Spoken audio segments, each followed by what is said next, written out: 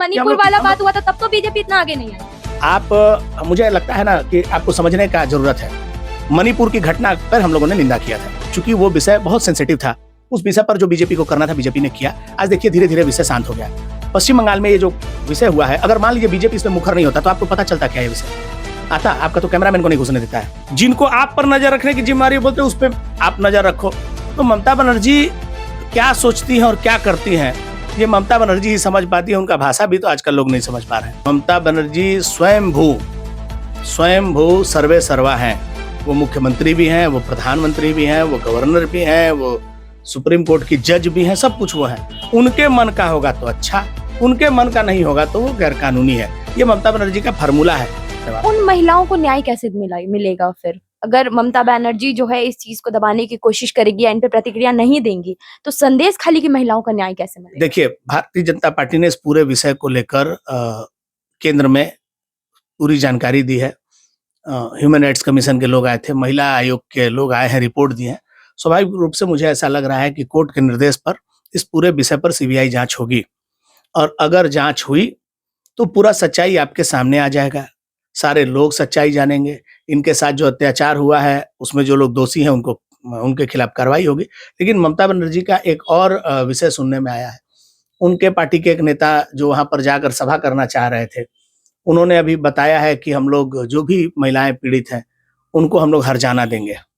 मुझे बताइए, तो जिनका बलात्कार हुआ उनको हर्जाना देंगे?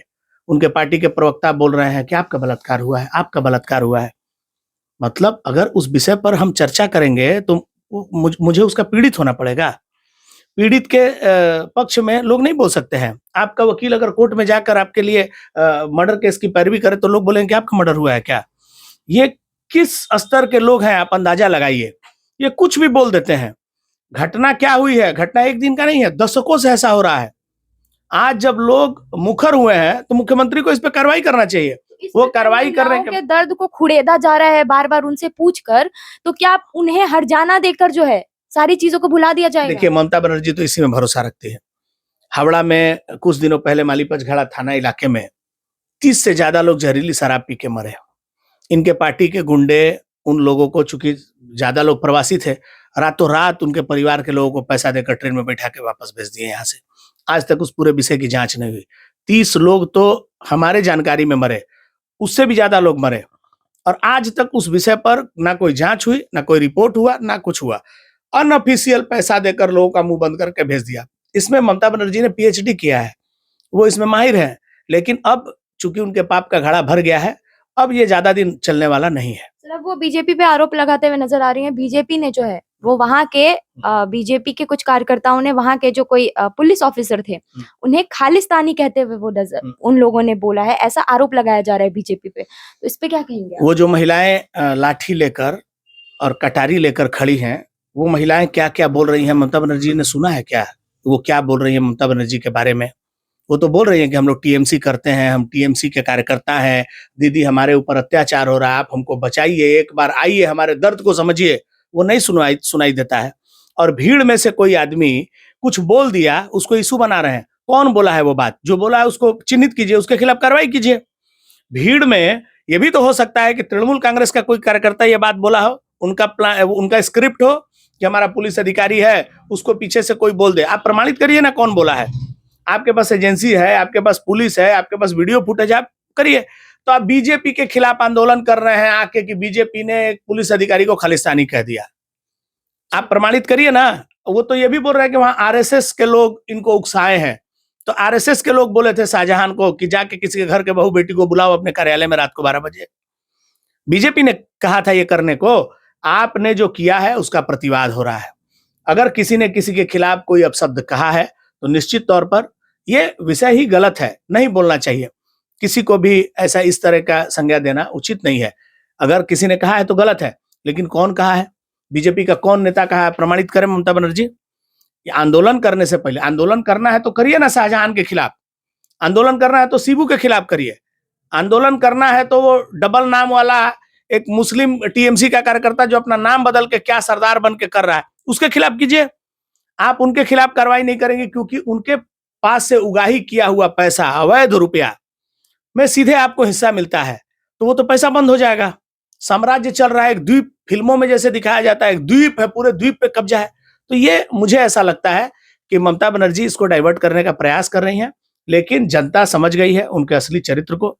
पश्चिम बंगाल को जिस तरीके से उन लोगों ने लूटा है, भय का माहौल बनाया है, एजेंसियों को बदनाम करने का काम किया है, वोट बैंक की राजनीति के लिए जो व्यक्ति किसी भी हद तक जा सकता है, बीएसएफ पर उंगली उठा सकता है। अभी आधार कार्ड का एक विषय आया है, कुछ लोगों का आधार कार्ड में कुछ गड़बड़ है जिसके कारण उनका आधार कार्ड रोका गया है। मेरा बैंक अकाउंट रोक दिया जाता है, अगर मान लीजिए आपके बैंक में कोई ट्रांजेक्शन गलत हो रोका है, आप उसका क्लेरिफिकेशन दे दीजिए, केवाईसी भर दीजिए। तो बांग्लादेशी लोगों को लाकर 2-2 हजार रुपया में आधार कार्ड आप बनवा के उनको वोटर बनाइएगा, उनको आप पैसा दिलवाइएगा, सरकार का पैसा। अगर मान लीजिए किसी कारण उस पर जांच हो रहा है तो आपके पेट में इतना दर्द क्यों हो रहा है, तो आप अपना आधार कार्ड भी चलाइएगा, तब तो नोट भी छपवा लीजिए अपना, ममता बनर्जी फोटो देखे। बोलती है एक तरफ फेडरल स्ट्रक्चर की बात करती है, दूसरे लोगों को बोलती है कि हमारा जो पैसा बाकी नहीं आएगा तो हम टैक्स नहीं देंगे। ये फेडरल स्ट्रक्चर का बात होता है। ममता बनर्जी तानाशाही तरीके से शासन करना चाहती हैं और वो फेडरल स्ट्रक्चर को नहीं मानती हैं। अब बताइए ना, देश की सुरक्षा का विषय है, बीएसएफ का जो दायरा था उसको बढ़ाया गया, बॉर्डर से 50 किलोमीटर दूर तक कोई विषय पर बीएसएफ इंटरफेरेंस कर सकता है। पूरे देश में किसी प्रदेश के मुख्यमंत्री ने एक शब्द नहीं बोला। ममता बनर्जी के पेट में दर्द है। क्यों?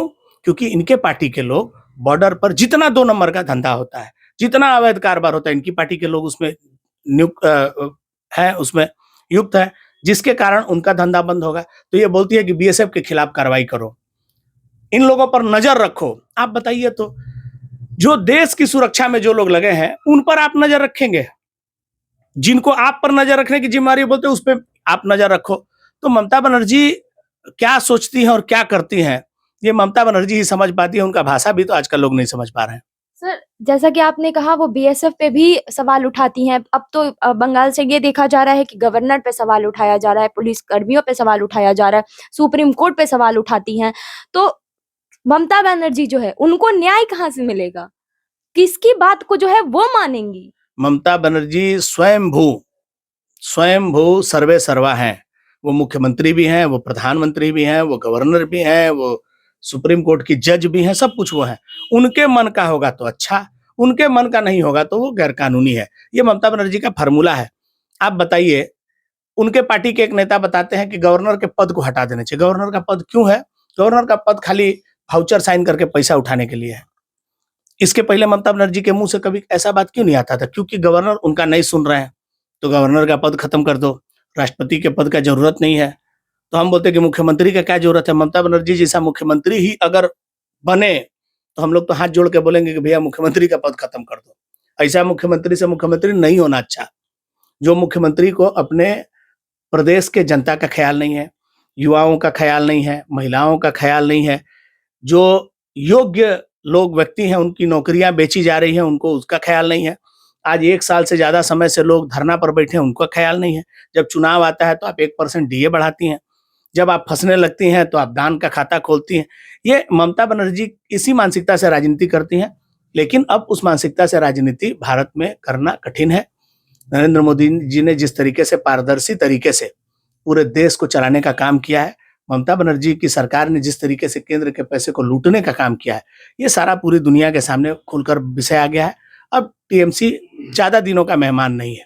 सर, एक आखिरी सवाल मैं आपसे करूंगी। सर, अब जो है बीजेपी की बनाई हुई एक डॉक्यूमेंट्री सामने आ रही है संदेश खाली पे अभी, तो इस मामले को लेकर जो है बीजेपी हर तरह से वो कोशिश कर रही है कि वहां के चीजों को दिखाने की कोशिश कर रही है या अपना जो है एक अलग वोट बैंक तैयार करने की कोशिश कर रही है। बीजेपी इतना क्यों इसमें इन्वॉल्व होते हुए नजर आ रही है? देखिए, आपको एक विषय समझना होगा। आज इतने वर्षों से महिलाओं के ऊपर ये अत्याचार हो रहा था, आज तक सामने नहीं आया। क्या सच दुनिया को बताना अपराध है? ये वोट बैंक है। बांग्लादेशी लोगों को वोटर बनाना वोट बैंक है कि महिलाओं के ऊपर जो अत्याचार हो रहा है उसको दुनिया को बताना वोट बैंक है? हम लोग बोल रहे हैं क्या कि जिनके ऊपर अत्याचार हुआ है वो लोग बीजेपी को वोट दें? वो लोग तो चिल्ला चिल्ला के बोल रही है। जब मणिपुर वाला बात हुआ था तब तो बीजेपी इतना आगे नहीं आई थी। मुझे लगता है ना कि आपको समझने का जरूरत है। मणिपुर की घटना पर हम लोगों ने निंदा किया था, चूंकि वो विषय बहुत सेंसिटिव था। उस विषय पर जो बीजेपी को करना था बीजेपी ने किया। आज देखिए धीरे धीरे विषय शांत हो गया। पश्चिम बंगाल में ये जो विषय हुआ है, अगर मान लीजिए बीजेपी इसमें मुखर नहीं होता तो आपको पता चलता क्या ये विषय आता? आपका तो कैमरामैन को नहीं घुसने देता है, लोगों को पीट पीट के भगाया, कैमरामैन को उठा के बंद कर दे रहा है। सच्चाई आपके पास कहां से आएगा? सच्चाई भारतीय जनता पार्टी पूरे देश के लोगों को पश्चिम बंगाल में जो महिलाओं पर अत्याचार हो रहा है उसको बताना चाहती है और बता रही है। आप इसको वोट बैंक कहना, वोट बैंक कहिए, लेकिन हम अपने कर्तव्य का निर्वहन कर रहे हैं। हमको ऐसा लगता है, मेरी पार्टी को ऐसा लग रहा है कि महिलाओं पर अत्याचार हुआ है, उनका शोषण हुआ है, ये दुनिया के सामने आना चाहिए, तो आएगा। जो दोषी है उनके खिलाफ कार्रवाई होनी चाहिए। तो भारतीय जनता पार्टी जो है हर जगह इसी प्रकार जो है वो आगे होकर काम करते हुए नजर आएगी, या फिर किसी मामले में देखा जाए तो भारतीय जनता पार्टी वापस से जो है जहां पे फायदा ना दिखे वहां पीछे होते हुए नजर आएगी? आप देख लीजिए, बीरभूम में जिस तरीके से अनुव्रत मंडल का तांडव था, भारतीय जनता पार्टी ने उसके खिलाफ कार्रवाई किया और अनुव्रत मंडल को आज जेल में रहना पड़ा है। अभिषेक बनर्जी के क्षेत्र में जो भी वहां पर लोगों के ऊपर अत्याचार हो रहा है, हम उसको लेकर मुखर है। पश्चिम बंगाल में जहां जहां लूट हो रही है, खनन का लूट हो रहा है, संसाधन का लूट हो रहा है, वहां पर हर जगह भारतीय जनता पार्टी मुखर है। सिर्फ पश्चिम बंगाल क्यों? अरे तो पश्चिम बंगाल, आप तो मुझसे बात करिए, कहाँ पूरे देश में आपको जहां भारतीय जनता पार्टी का सरकार है वहां आप क्या चाहते हैं कि बीजेपी के लोग बीजेपी के खिलाफ बोले? माने ये ऐसा संभव है क्या? आपको ऐसा लगता है? बोलने के लिए तो विरोधी है ना, कि वहां पर हम लोग संदेश खाली के जैसा सबको बांध के रखे हैं। बिहार में लालू यादव का बेटा है, उत्तर प्रदेश में मुलायम सिंह जी के सुपुत्र हैं, पूरे देश में जहां जहां भारतीय जनता पार्टी की सरकार है वहां पर विरोधी नहीं है। हम तो चुनाव हारे भी हैं कई जगह, सत्ता में रहने के बाद भी। तो विरोधी का काम है बोलना ना, कि आप वहां पर अपने सरकार के खिलाफ हम ही बोले। ये कहीं समझ, ये लॉजिक का बात नहीं है। पश्चिम बंगाल में हम विरोधी हैं, जहां गलत हो रहा है हर जगह प्रतिवाद हम कर रहे हैं और करते रहेंगे। जब तक कि इन समस्याओं का समाधान नहीं होगा तब तक हमारा ये जो संघर्ष है वो जारी रहेगा।